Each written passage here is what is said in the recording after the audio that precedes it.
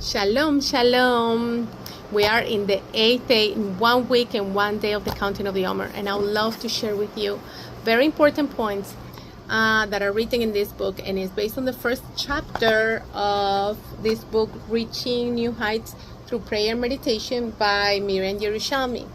I'd like to share very important points here that it helped me, and it will help you to improve your quality of prayer and your connection with Hashem. The first chapter, it is called the soul fire. I like to point out some very important tips here before you start your prayer time. Maybe you better your quality of prayer. One of the things that we have to consider is meditation after study. This is what it says. I'll read to you. After mastering a concept in Chesed, truly, you meditate on its profundity until the intellectual brilliance of the idea shines in your mind. 2. Meditation before prayer. Try to sense the energy in the idea. 3. Meditation during prayer. Try to sense the godliness in the idea. These 3 are wrong on the ladder of sensitivity. It says here, only in occasional moment of God undeserved kindness do we get a spontaneous feeling of His presence without any effort at all.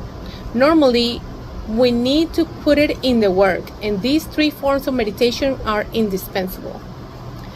Jewish meditation helps you to build a spiritual structure inside yourself. Also implicit in the word hitbodedu is the word binah, understanding. This structure you build within yourself is made from the spiritual concept that you understand fully and deeply. Rabbi Shalom Dov Ber of Lubavitch once said, "It is only through the emotions of love and fear that the animal soul becomes purified and refined. Therefore, we all must know Hashem and appropriately labor at meditation." This is what is called Avodah Hashem. Like you work your service to Hashem through prayer. It says, there are 2 kinds of love of God. One is love like water. When you think about how God is in every table, every chair, in the birds, the trees, and the beautiful sunset, you start to feel close to Hashem and are drawn to Him as the source of all good. The second is love like fire. When you think how far you may be from Hashem in your thought, speech, and action, you inflame your heart with fire of desire and thirst. And fire burns and consumes the natural passion of the animal soul. It says, this is really the goal of prayer, to come to these 2 levels of love of the one above, to rid yourself of the trapping of the ego of your animal soul. And this is true. So one of the things that I do before I pray is to meditate.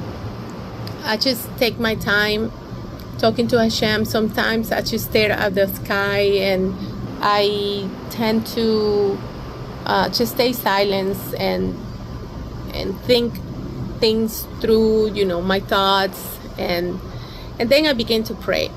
And sometimes I stay in a word, just a word, and I start meditating on that word that I'm praying to, especially from the Siddur when I do the Shachari in the morning.